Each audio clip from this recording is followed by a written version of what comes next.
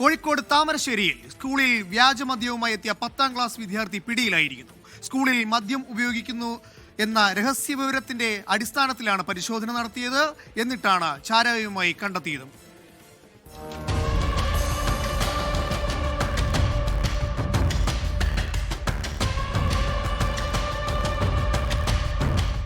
സ്കൂളിൽ വിദ്യാർത്ഥികൾ മദ്യം ഉപയോഗിക്കുന്നുണ്ടെന്ന വിവരം ലഭിച്ചതിനെ തുടർന്ന് അധ്യാപകർ നടത്തിയ പരിശോധനയിലാണ് വാട്ടർ ബോട്ടിലിൽ ചാരായം കണ്ടെത്തിയത്. തുടർന്ന് നടത്തിയ അന്വേഷണത്തിൽ 10ാം ക്ലാസ് വിദ്യാർത്ഥിയാണ് സ്കൂളിൽ മദ്യം എത്തിച്ചു നൽകുന്നതെന്ന് വ്യക്തമായി. പണം വാങ്ങി മദ്യം വിൽക്കുകയായിരുന്നു രീതി. 500 മില്ലി ലിറ്റർ കുപ്പികളിലാക്കി എത്തിക്കുന്ന മദ്യം വാട്ടർ ബോട്ടിലുകളിലേക്ക് പകർന്നു നൽകുകയായിരുന്നു പതിവ്.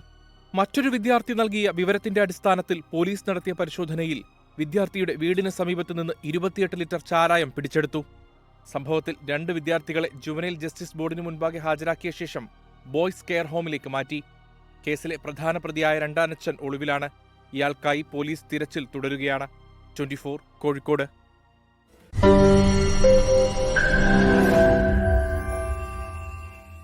ലോകത്തെവിടെയായാലും ഏത് സമയത്തും 24 വാർത്തകളും ഓഗ്മെന്റഡ് റിയാലിറ്റി പാക്കേജുകളും എക്സ്പ്ലെയിനറുകളും വിശദമായി കാണാൻ ഞങ്ങളുടെ യൂട്യൂബ് ചാനൽ നിങ്ങൾക്ക് സബ്സ്ക്രൈബ് ചെയ്യാം.